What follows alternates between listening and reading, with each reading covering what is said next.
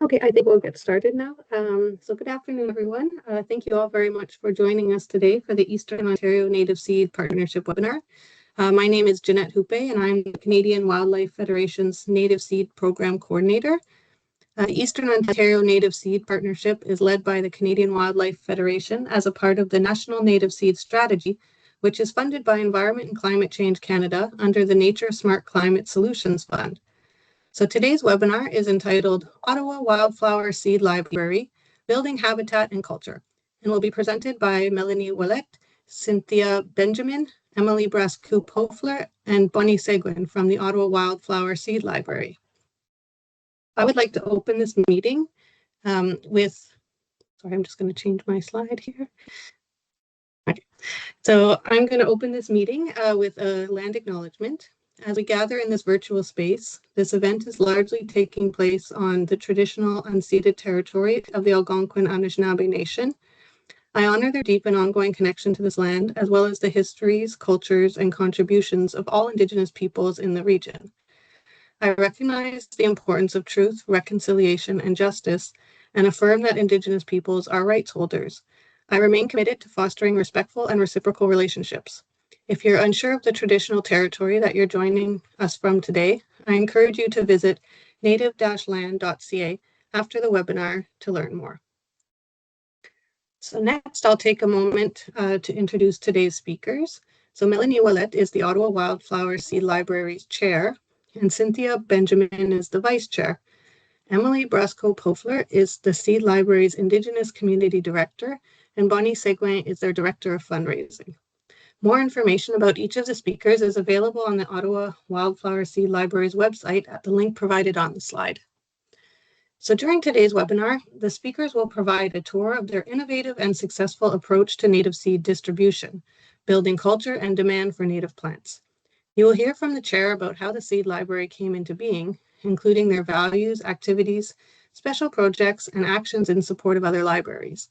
They will present their Indigenous Seed Policy, developed with support from elders and knowledge keepers, and discuss efforts within the eco-district, including efforts to gather rare and significant plants. Finally, they will raise questions about managing growth in ecologically healthy ways, including sustainable funding. The speakers appreciate your input, ideas, and contributions, and they are happy to take questions after their presentation. Please feel free to enter questions in the Q&A box as we proceed. So thank you very much, Mélanie, Cynthia, Emily, and Bonnie for your presentation today. The floor is yours. Thank you very much, Jeanette. Can you see my presentation? Awesome. So we're going to get started. So thank you so much for joining us today. We really appreciate you taking some time off your lunch hour to spending with us. We're really proud of the work that we've done, and we're happy to share any resource that you see that we're gonna talk about today. We're happy to share it with you. So you can send us an email at the end. We're going to provide you with an email address, and we're happy to share whatever you want with us.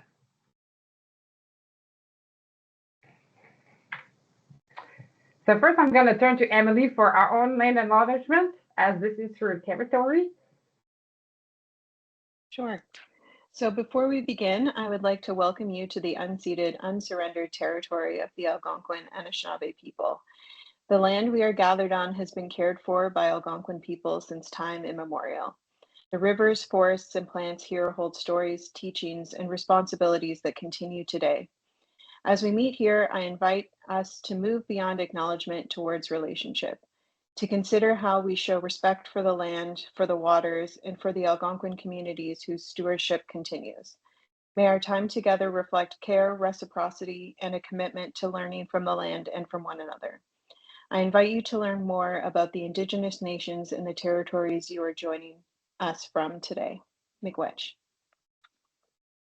Thank you, merci, Emily. Miigwech.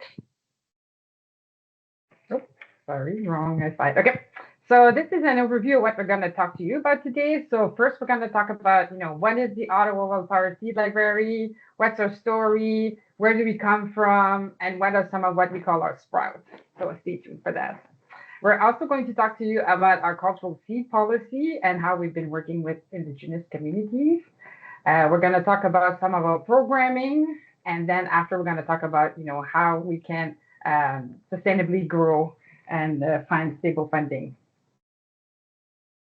So first, our vision. So our vision is to inspire communities to build interconnected, ecologically robust native plant habitats, one plant, one person at a time.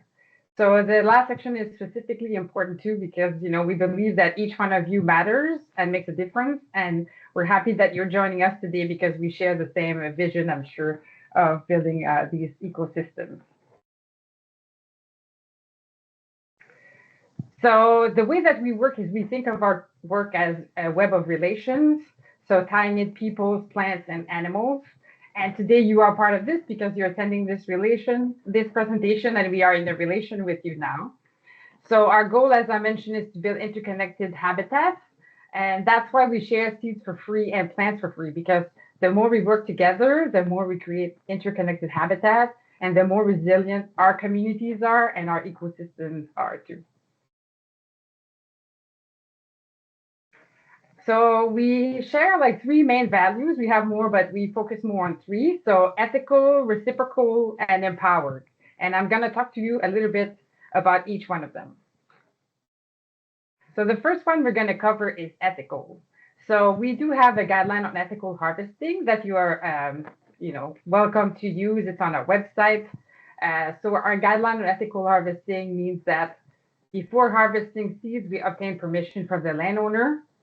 We ask people not to remove any wild plants, not only because it's not their land sometimes, but also because this is how invasive plants come into our habitats. We ask people to avoid taking seeds from the first and last groups of plants that they see, and to only harvest from a large group of populations. And finally, when we have a trusted source list that we maintain, and we encourage people to buy from them because they also disclose where their seeds provenance is from. Our second value is reciprocal. So as I mentioned before, everything we do is free. So we give away free seeds, we give away free plants. So the idea is to foster reciprocal relationships between people. Oh, I forgot to mention in the previous slide, the guidelines on ethical harvesting is also based on honorable harvesting by Dr. Roel Kimmerer. So in terms of reciprocal, we don't have any membership fees. Everything is free. And the reason why we're a library and not just a group that provides free plants and free seeds is because we want to foster community building and relationships between people and plants. And the way it works is just like you would for a traditional library. You check out the seeds, you grow them, and once your flowers have bloomed, we ask you to bring back some of the seeds and check in the seeds once they're ready. We also ask for people to contribute in different ways. We haven't defined really like a better contribution among all contributions. We really welcome any talent you have, anything you can bring to the table. Some people give rides to others. Some people do outreach events. Some people will give us seeds, of course, but we really welcome any talent that you can bring to the table. And finally, empowered. So for this one, this is really about teaching responsible gardening. And the way we do that is by democratizing scientific knowledge. We take big pieces of research and we try to make it in a more digestible form for people that are not necessarily scientists themselves, but that are interested in learning more about plant science. We use references, we use like scientific research, as I mentioned, and we also want people to share and learn through our Facebook group and social media how to have really, really ethical and best gardening practices. And that also ties them with the environment in which they live. So our core purposes are really to give and receive free native seeds and plants and empower people to garden with native plants. So what does that look like concretely? So, we provide seeds and plants to people that support community garden projects. We also advocate to the municipal government on the use of native plants. I'm going to talk to a little bit about that later. We partner with other organizations also to help them distribute seeds and plants. We've done that with libraries this year, for example. and help them achieve their own purposes too through this partnership. Develop best practices and tools. So on our website, we have a lot of how-tos, including how to start your own native seed library locally. And we also support Indigenous communities in their land rematriation efforts. So the way it works is we follow Mother Nature, as we like to call it. And so at this time of year, as you can see, we are in the winter sowing season. So everybody's received seeds from us. We are not sending seeds anymore. And we are entering into what we call winter sowing. So that's the process of putting seeds out and leaving them outside for the winter. So then they germinate in the spring. In the springtime, we make seed envelopes. We use recycled paper and we make our own envelopes ourselves. So we do that at this time of year because in the fall, we're really busy collecting and harvesting seeds. And so that's why in the springtime, we use the springtime to make our envelopes. After everything has germinated and our plants have come up, we have what we call our plant giveaway events.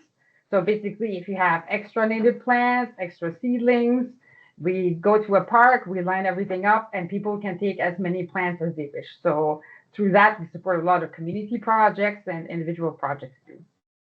Starting in May-ish, April, right until like December, we collect, and pack seeds, starting with the spring ephemerals and then the regular seeds later. So that's our busiest season for us. This is when the whole seed library is at the core of what we do. October, November, December, we offer free seeds that are giveaways. So those are organized across the city of Ottawa.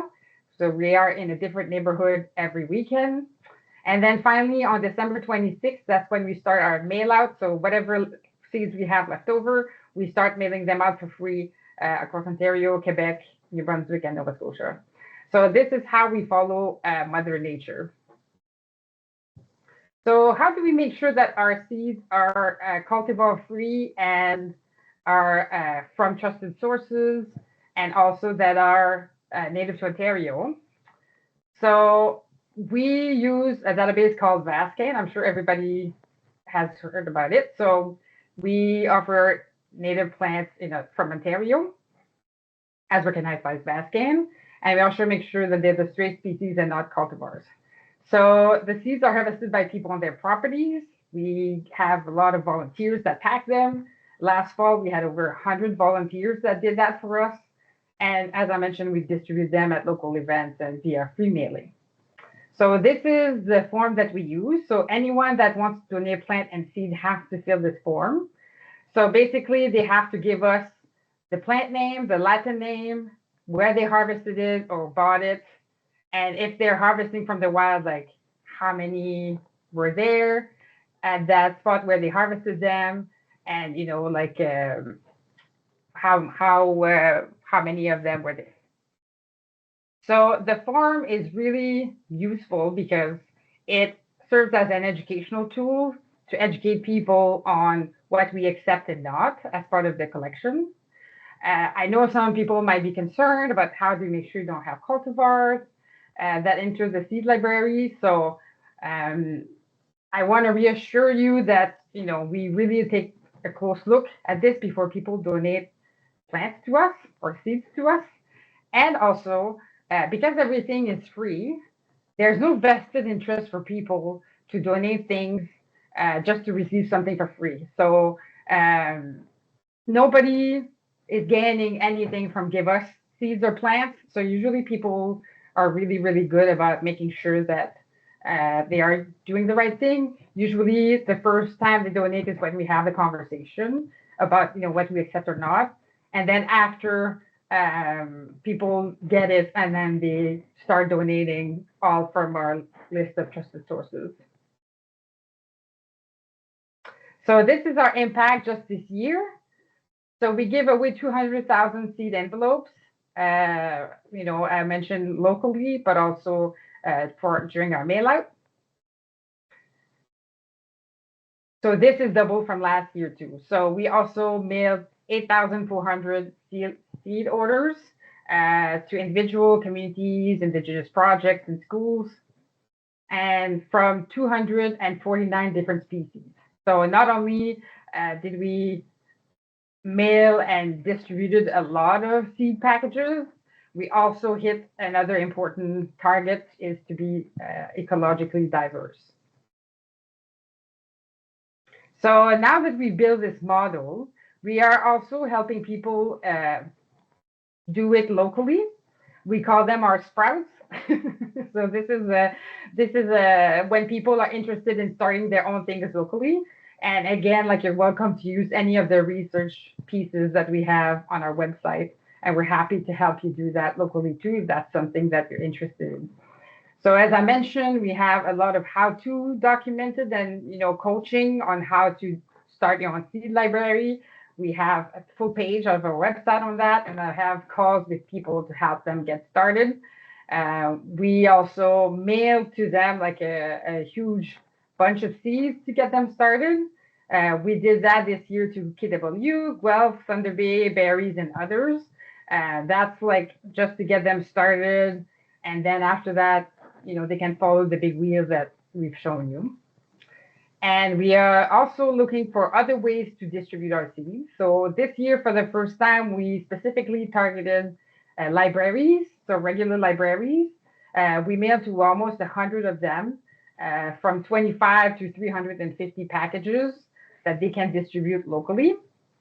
And we are also building a kit for schools that is going to be for this year.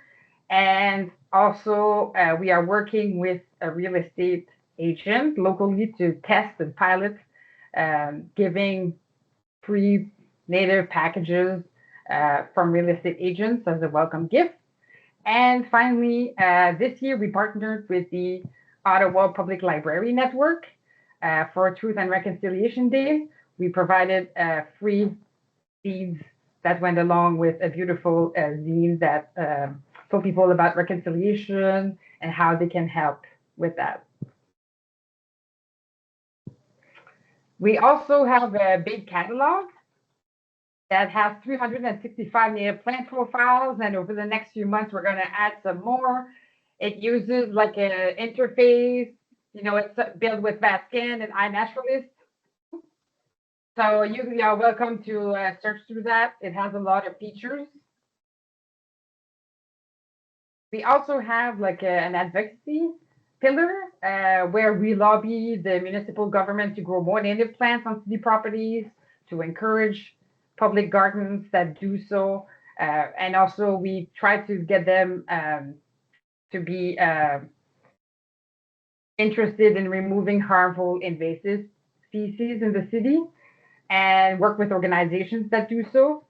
And finally, like, we want them to raise awareness on the harms of invasive species and the benefits of native plants. So these are the goals that we're working toward too with counselors. I'm going to turn to Emily for the Indigenous Seed Policy. Thank you so much. So, hello everyone. I'd like to briefly introduce the Indigenous Seed Policy developed for the Ottawa Wildflower Seed Library. This policy was created to ensure that Indigenous perspectives, rights, and responsibilities are reflected in how Native seeds are collected, stored, shared, and grown throughout the library. In developing this policy, we focused on relationship. For Indigenous peoples, seeds are not simply materials for restoration projects. They are part of living systems. They carry knowledge, responsibility, and connection to land and place. As a part of this process, I spoke with elders and knowledge keepers and trusted people to discuss the important kinship with seeds and thoughts on the draft policy. The seed policy covers a variety of topics, including honorable harvest and protection of cultural rights. Slide.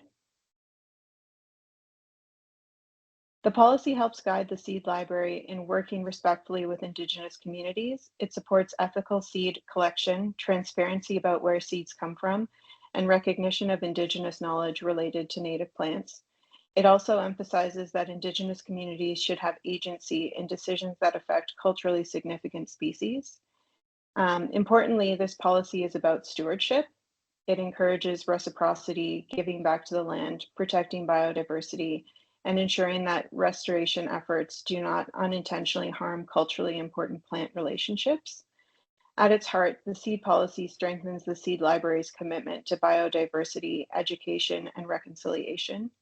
It ensures that environmental restoration work is aligned with Indigenous values of care, respect, and responsibility to future generations. Thank you.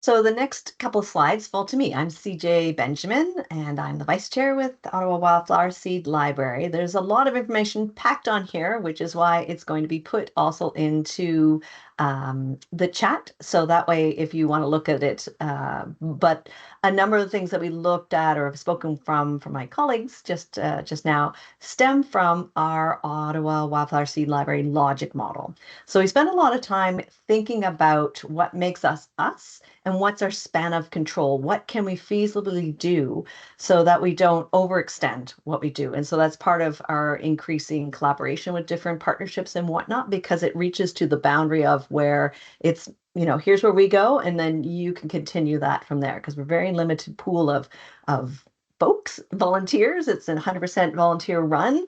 So there's only so much, but there's also the idea of wanting to become very good in our little niche, if you will, and to share the knowledge that we gather from that. So this is mostly there for you folks if you want to see it, if you're trying to think about how do you want to structure your organizations, or how do you conceptualize some of the more abstract terms. If you're looking at changing people's minds, like how do I talk about that in a way that I can start to measure that, so that it can help with things like tracking your input, tracking your progress, but it can also help if you're seeking funding to start up things, because obviously a lot of the funders would want to know, show us your impact. So that's what we developed it for. In broad strokes, it goes from the bottom to the top, talking about the inputs that we need in order to happen. The activities are all the things that we decided would be our main focus of the work that we do.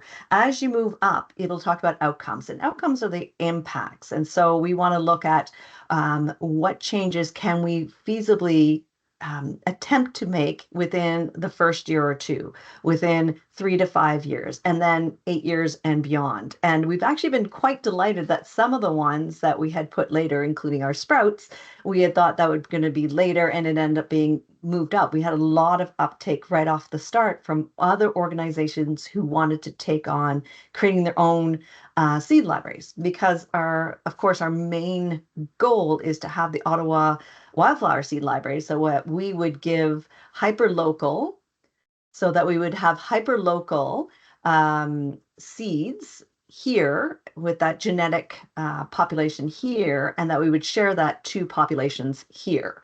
Whereas right now we do distribute broadly, so they're native to Ontario, Quebec, and New Brunswick and Nova Scotia. Some aren't to all, so we do ask people to take a look and get the fine print on making sure that it's native to their area.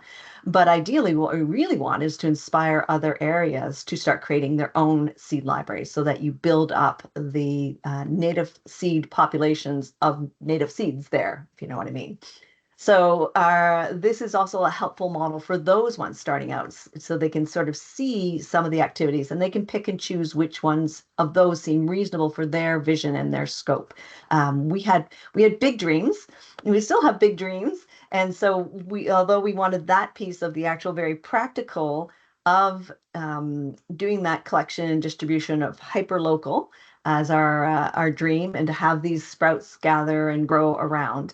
Our other big dream were those other pillars that we talked about there, in terms of advocacy, of raising and incorporating Indigenous peoples and profiles and understandings, because they're so tightly interwoven with the work that we do. We often speak about the rematriation of the land, right, to sort of counter some of the ways that we've used and encountered and harmed the land. So it's certainly something that we hope to raise that profile as we go to, and as we ourselves learn. It's also been having us have a pillar where we go in and we do more advocacy. So micro advocacy on our own local areas. So one community at a time, one school board at a time, one bylaw at a time, and then also expanding out to cities and then, regions and then provincially and then nationally, that we would have our little piece in it. But again, wouldn't duplicate. There are other organizations, but we would feed information to them to strengthen that, or be there as another group to back those groups up, like the CWF, as they need. So those are the pieces inside there. And then the other pillar that we really love doing is that education piece. So beyond just handing the seeds with instructions is that's sort of our gateway drug to the world, wonderful world of native plants. It's like, look at all these beautiful flowers and whatnot. And a lot of people who might have concepts about what native plants look like are suddenly interested because we're showing them the pretty ones. But as they come in, they start learning about ecosystems and soil health and interconnectedness, and creating this why habitat's important and what constitute habitats. And it's not just about thinking about the butterflies you want to see or the birds you want to see, but also are there materials for their nests? Are there materials for the caterpillars? The cycle of things. How do things be birthed, grow, live, and die? And do we have the community, the ecological community, to support that in each of the regions? And so, next page. So some of the next slide, please. Thank you. Oh, that was a great slide, but we're going the other way. There we go. So we, in that, have developed materials and initiatives that start to build on the knowledge building as well. A number of these are long-term projects. So I talked about some of the collaborations, as did Mélanie, with the shorter-term ones, which is, just spreading the awareness through getting partners to take these on. So like the real estate agents, the schools, kits for schools, kits for libraries, and so on and so forth. We also have collaborations in terms of working with other organizations that are similarly minded to do joint initiatives, like Ottawa Field Naturalist Clubs and Fletchers and other local conservation groups that work with us to talk about what are their needs for plants, which brings us to the GRASS project, which is gathering rare and significant plants. Bonnie and I sort of co-lead that. And it focuses on specifically trying to identify what are the at-risk species, endangered species in our specific eco zone. So 6E approximately, with little subzones in it, but we won't get into that. But the idea is to take that genetic pool of these at-risk plants when they've been identified in that area, to take them. We give these special seeds to our special seed sitters to then take those plants, sow them, grow them, plant them, get more plants to then share. As we get a pool of plants and seeds, we hope to reintroduce those to those existing populations and or help other restoration projects that need that type of plant life. And these would be things like some of the alvars in our regions. In fact, 6E has the most alvars in all of North America, which is interesting. We only have one real area, which is in Smith Falls, just south of Ottawa, but that could be one that we could support. But within the Ottawa Valley catchment, we have a number of bogs. We have the peatlands that are protected. We have interesting areas like the piney sand dunes. I never know how to pronounce that, but we've already gone there to help them pull out native plants that weren't part of the sand ecology there. They were there because when the derecho happened, the trees fell and created a different ecosystem. They were now trying to remove that plant life, move those plants to where they do belong, because all of them were actually really interesting native plants that had sprouted there, but to rehabilitate those places so the sand dunes are back there. And so one of the projects we work on so extra forever is specifically trying to grow the types of plants that would be good for that rehabilitation projects. So in the Gathering Rare and Significant Plants, we identify in collaboration with our partners like the Ontario Stewardship Council and ONFC and other partners as well, Canadensis with trees and so on and so forth. We came together to identify what would be our top chunk of plants for this year, 2025 to 2026. So then we prioritized it by things like the significance of those plants. Are they under threat? So what level of threat are they under? Are they easy to collect? Because frankly, we're just starting out. We don't have a lot of resources at this point as well. So we needed to have ones that we would feasibly be able to identify and get seeds from in order to grow them to sort of start up. It's almost like a proof of concept this past year. And so that we have done that. So as time has gone by, we have been able to identify, and then we go through what they need and we rank them. And we've got about 20 species that we've listed for this year. And so that should be attached as well in the chat. That talk about the grass list for this year. So things like Canada garlic or hairy or slender rock cress or fringe gentian of a local population. Ditch stonecrop is also there, which you see ditch stonecrop, but it may not be the ecologically specific here. And the importance of that are things like if you're trying to rehab in fens or bogs or alvars that have that different pH, each of those seeds that grow there have a slightly different advantage to growing there. So that is essentially what I did. And then we had a conversation about it, about where could we find it. So the way that we did that is we have a number of amazing books that we had looked at, the Brunton books that had it there, as well as searching on iNaturalist for Indigenous in the sense of found there, not planted, not grown there, that they just have been found to sort of identify the areas. So long story short, we had a number of those and we have started to do that this year. With that, we've been able to have access, because again, we have to have permission for the lands, and a number of these pieces have been found on conservation lands, some in private properties, and we've been able to get permission to go to those places and collect the seeds. Some of them would be oh gosh, I'm drawing a blank for the beautiful little place out your way, Mélanie, the island, Petrie Island. There we go. Petrie Island is now one where we found some of these species. So this spring coming up, I'm able to go and identify and collect some of the seeds for the spring ephemerals that we need from there. Other ones have been for different woods and lands, Kidsell Woods, Morris Island.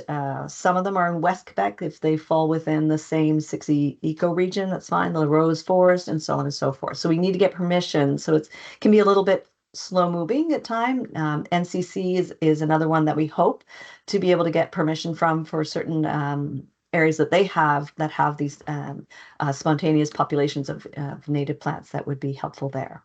So that's the GRASP project, and it's a tiny pool of really dedicated people.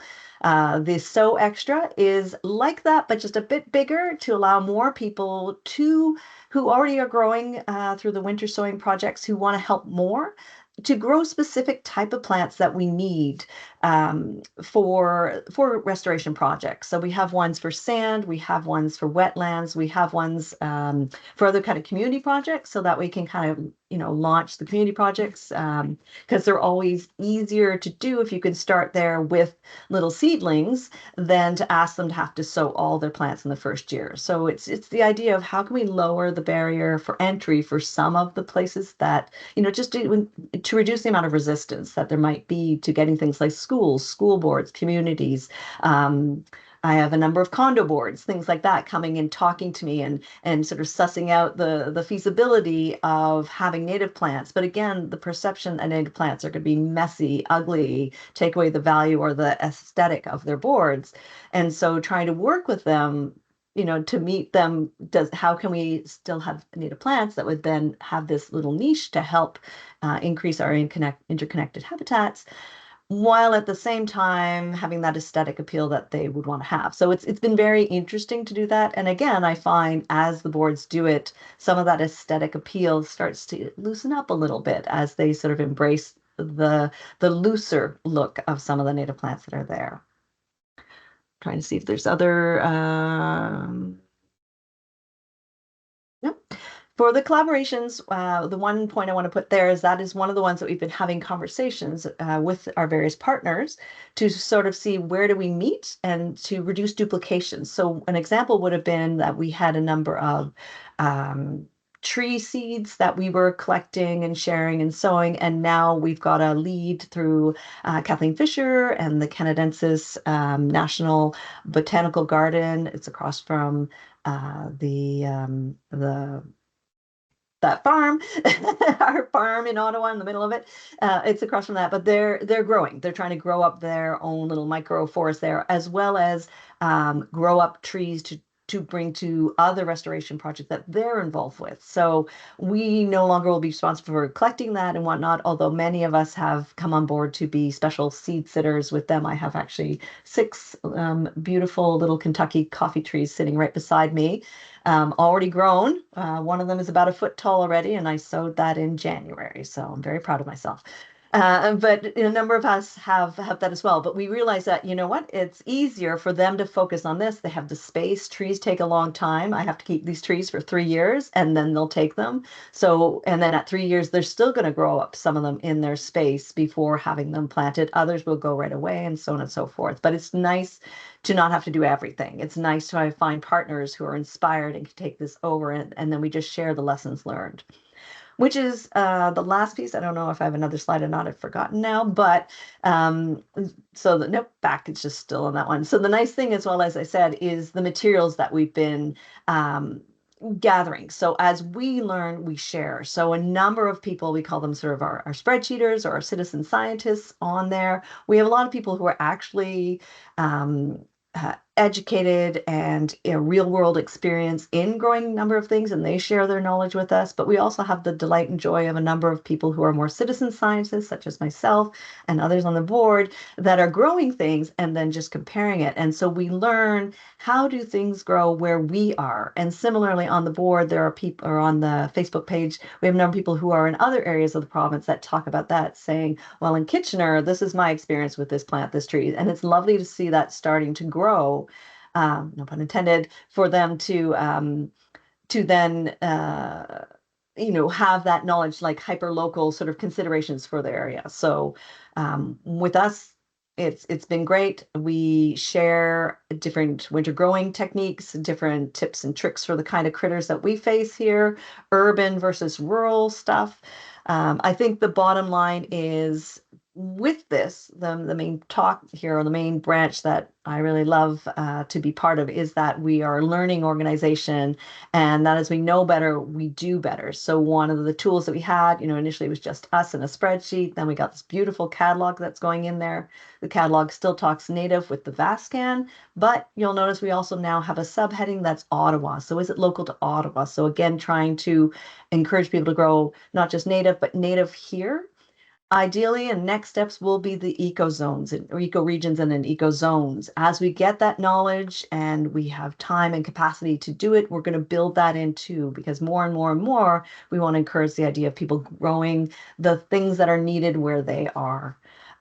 So we get better tools with that. So I think that's it. If you have any other questions, we're not happy to answer at the end, but it's fun. It's a fun adventure. CJ, amazing. Underplays it with a fun adventure. I would just add, I love that learning part as well. We've been delighted this year to sort of spread some light and learning around sedges. And this summer, we're really looking forward to sort of planting many more sedges in areas that are new, so gardens that may not have seen these before. So as we're learning, we'll certainly be sharing that part. So I'm Bonnie Seguin. I'm the Director of Fundraising for the library. So I only joined about a year ago, and I want to tell you that working with these women and the rest of this incredible board has just been a gift. I'm really grateful for a moment this afternoon. Marion, thank you for the silver platter question, to tell you a little bit about how the library is funded and what healthy, sustainable growth for the organization might look like. So we conveniently timed this presentation to be 2 weeks before our annual strategic board retreat. So call this a red carpet moment for this very sophisticated audience, to offer insight and ideas and thoughts about what the Seed Library's future might look like and how we can serve this community. So we will get to your questions shortly, so please get them ready. The mission I'm on with fundraising here is to make sure that the library is in a position to seize all the strategic opportunities that are coming our way. And like CJ said, we had big dreams, we have big dreams. We want to keep dreaming. And whether that's for a seed mobile one day, or for staff to extend our efforts, or for so many other stretch goals. We have so much going for us right now. All our metrics have really been doubling for more than 4 years now.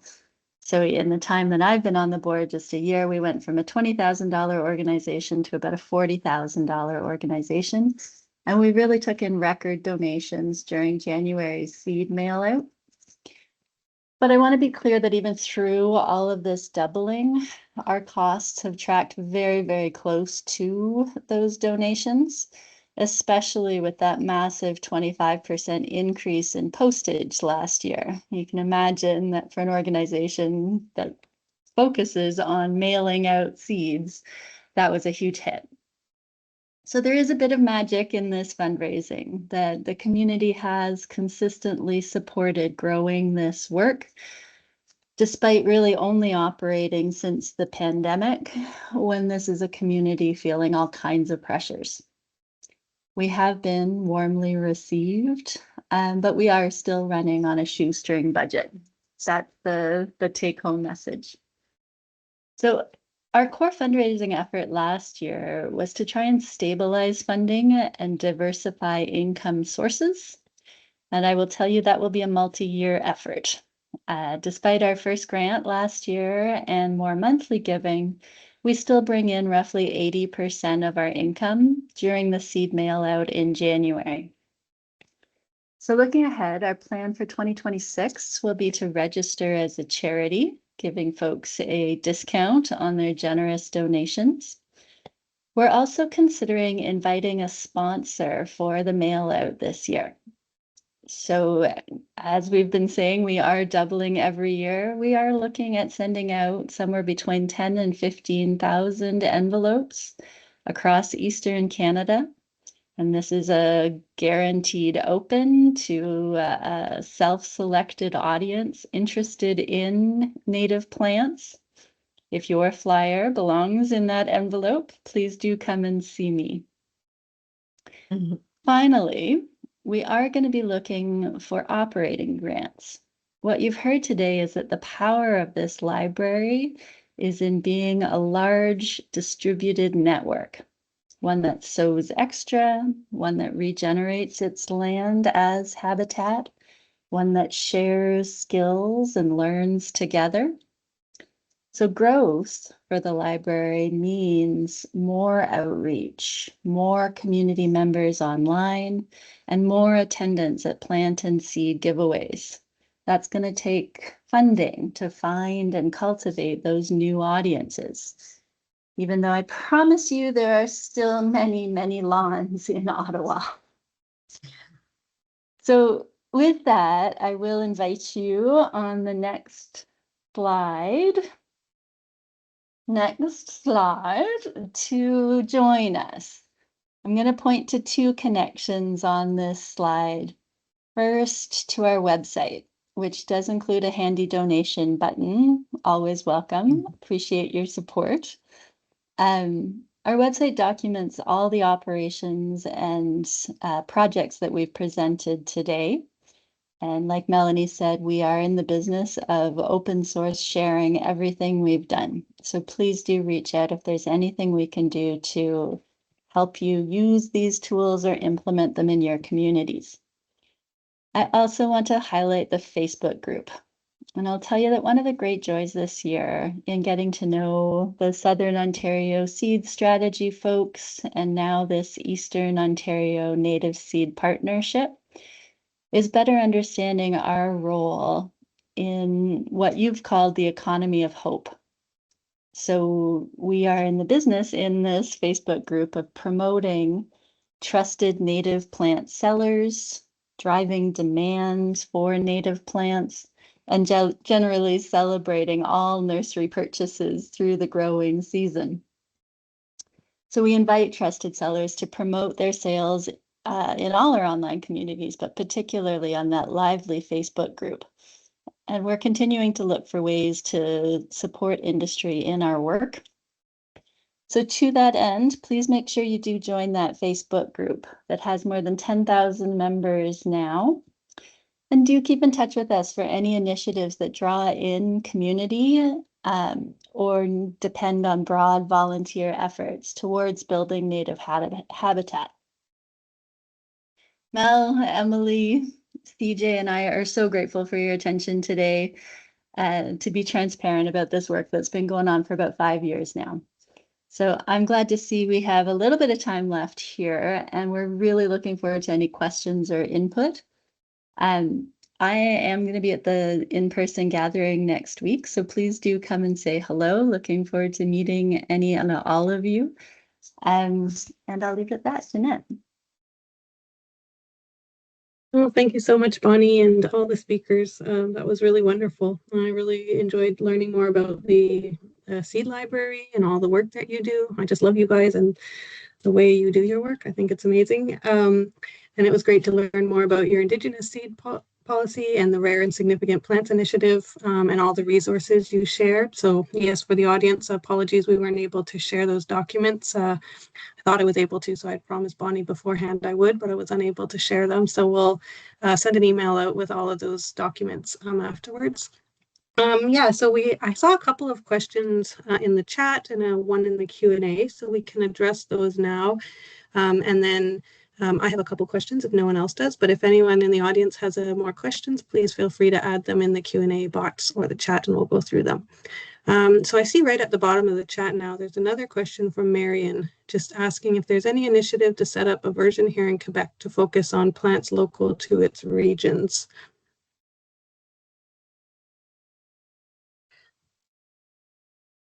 Marion, I can reach out separately. There's been some talk from the Montreal West area, a couple of folks interested there. And I know the Horticultural Society there has been undergoing a bit of a transformation to a new generation of leadership that's interested in promoting a vision of native plants. So that might be a starting connection. But I'd also encourage you and anyone else that is moved by this work, anyone that sort of sees this vision and sees a path forward for their communities here. It is well documented, and you'll be amazed at how inspiring this vision is. That if you step into this space and invite others to join you, the path opens up very quickly. We've been thrilled at the rapid growth and interest in new seed libraries in Kitchener-Waterloo, in Barrie, in Thunder Bay.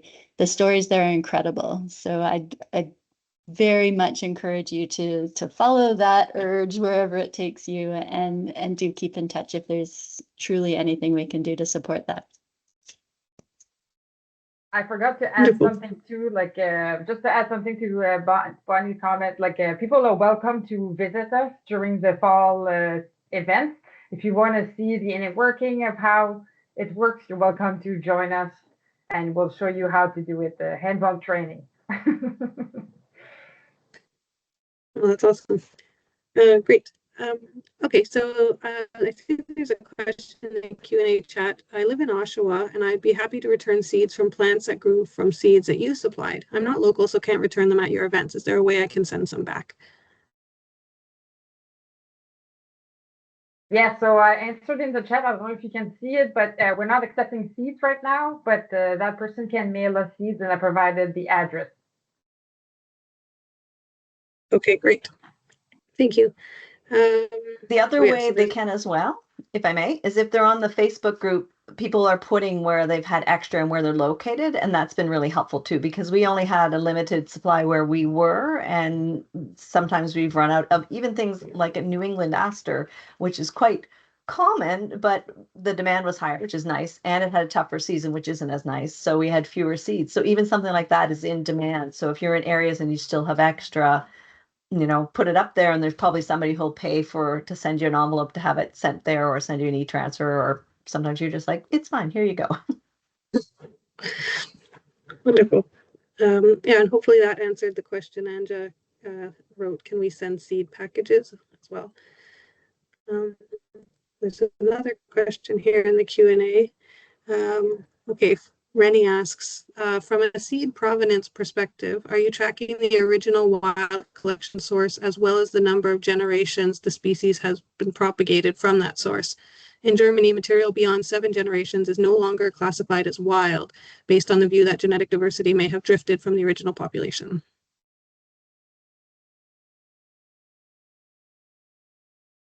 Hi, so we do collect the forms like when people donate seeds, but we don't, and so regardless if they're wild or gathered from the garden, but we don't keep data like in a database of all of the provenance of all the seeds that we've ever received, because that would be a lot of work for volunteers. So, but we do collect like the forms that people, when people donate plants and seeds.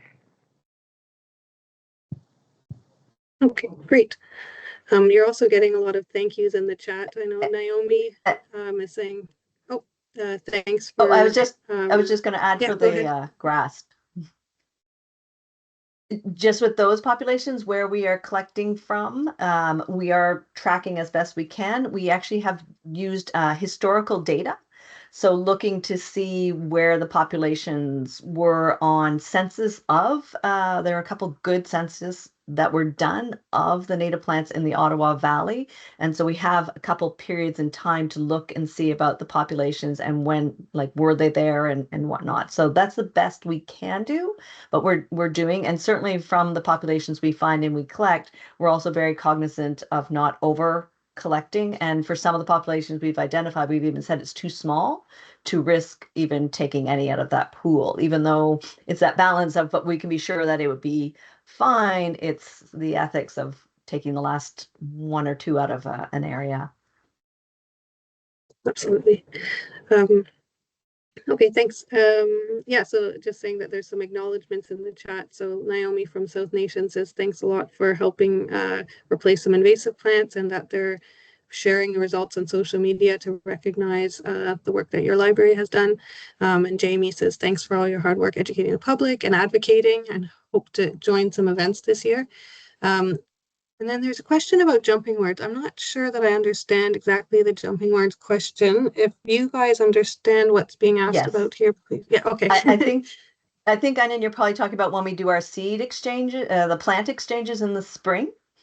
Concern about the jumping words. Fair. So, for example, all the ones of those that, like us, that are growing a bunch, they're all grown in new soil. All of mine are from HP Pro Mix sterilized soil. So they're not soil. They don't come from the garden. They're individually potted. They don't even touch the ground because I put them on pallets to minimize the chance of having the jumping worms. It is true that people do take plants out of their gardens and can bring them in their bags and there and exchange. And at that point, it is sort of up to the people whether or not they want to take them. It is, you are absolutely right. If you have jumping worms in your yard and you know it, and they do exist in Ottawa, it's not as big as in some places yet, but certainly it's something to be cognizant about. But if you know it, then you can't give. We tell people not to, like, you don't want to share to have that soil. The other option is a number of our things are bare root. So they've grown, they're like little naked root seeds. They're just in a bucket of water. So you have that option as well. And then when you take them home, you can again reclean. You can also even keep them sort of separate from your seed like your other population until you verify. It's that delicate balance that we all are trying to do with new species, invasive species that are there. And it's just the same that you could also have hitchhikers of other kinds of plants that can come along with them. We do the best we can, but at those seedling exchanges, if they're not ones that were grown by us in the individual pots or whatnot that are, clean, sterile soil, there is a little bit of that, I don't want to say buyer because I'm not a buyer, but, just to be aware or heads up and then what's your comfort level. Wonderful. Thanks for answering that and clarifying. So just on a personal note, my family lives out in Arnprior, and they recently saw that the Arnprior Public Library was offering native seeds, and they were thrilled. So it's great to see that there's a lot of community groups getting involved. So I was curious if you had advice for other groups wanting to start out with a seed library. Do you have any sort of tips or challenges you've overcome that you'd like to share with other groups? That might be a big question, but I'm just curious. I would say, like, don't reinvent the wheel. Contact us and we can give you a bunch of things to start with. Start small, like, find like-minded people locally and try to work with them to share like a few species at first. Like, it doesn't have to be as big as us, whatever you do is helping the environment.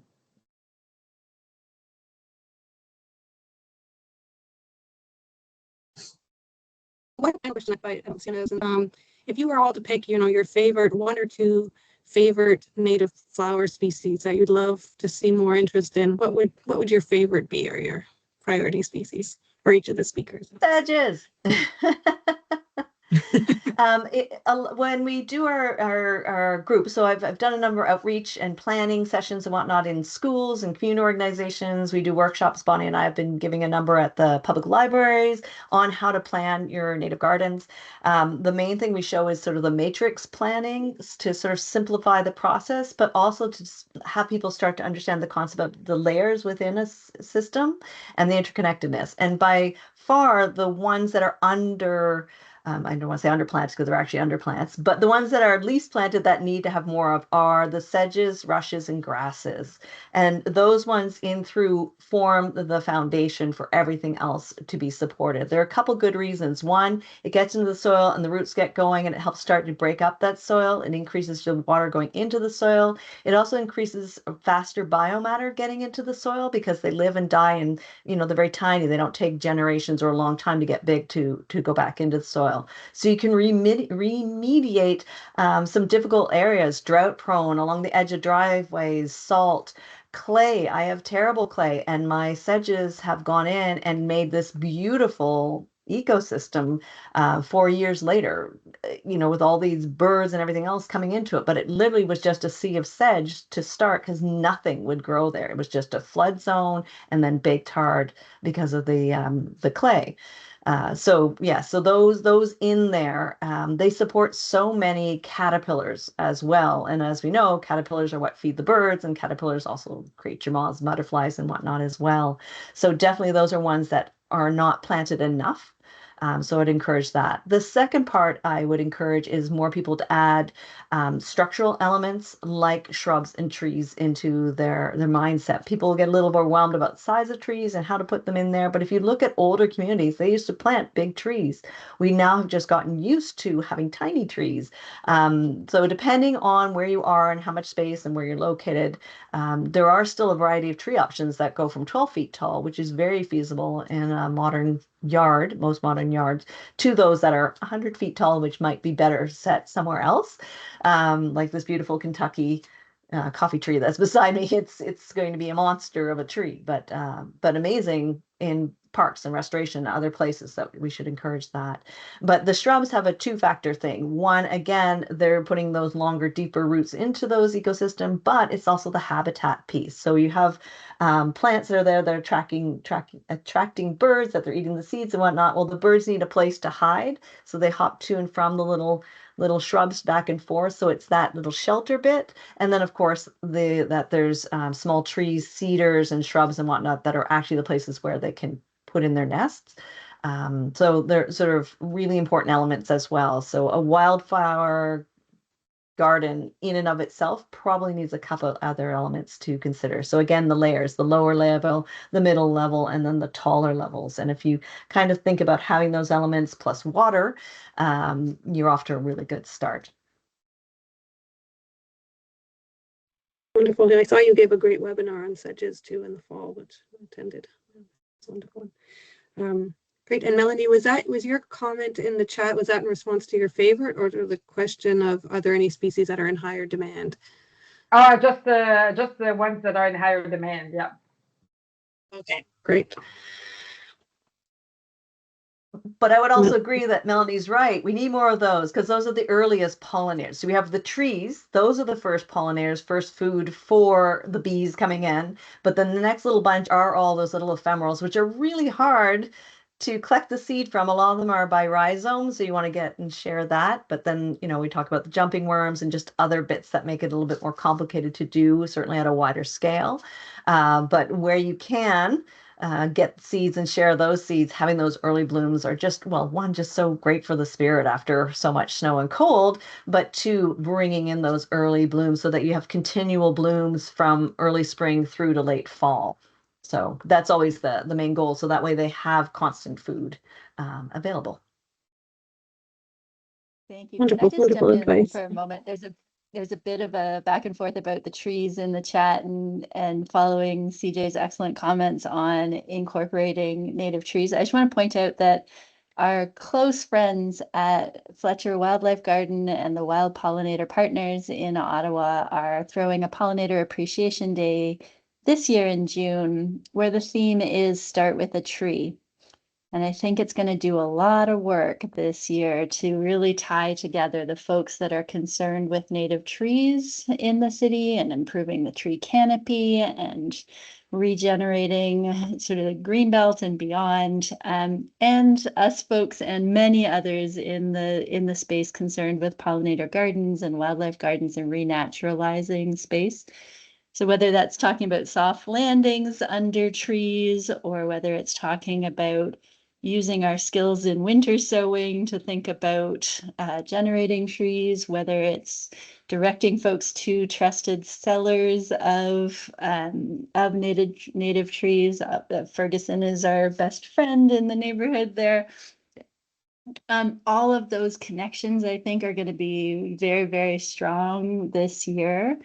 And as CJ spoke to earlier, we are sort of finding a collaboration there, finding our best role, that where we distribute some shrubs, but more perennials, forbs, grasses. Tree seeds need a sort of special treatment, and how can we so use our network to support the skills and the culture and the values and the celebration of native trees, while keeping our focus and our core excellent value in and around sort of the naturalized garden, but uplifting and celebrating and promoting friends in the native tree space as well. So that connection will sort of come together with the Pollinator Appreciation Day this year, led by Sandy Garland so beautifully. But yeah, we're thinking about what that connection looks like.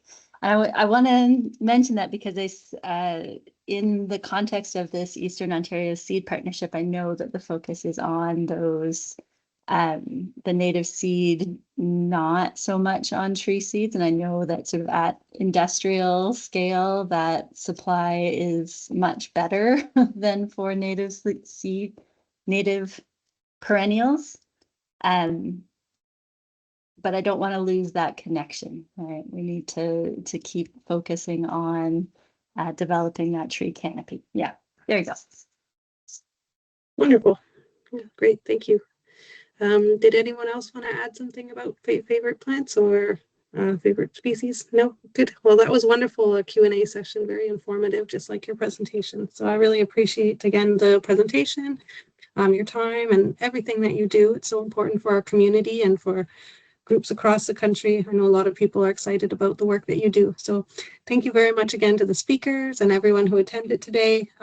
Really, really grateful. And yeah, I hope you all have a wonderful afternoon. I will circulate a recording of this afterwards as well.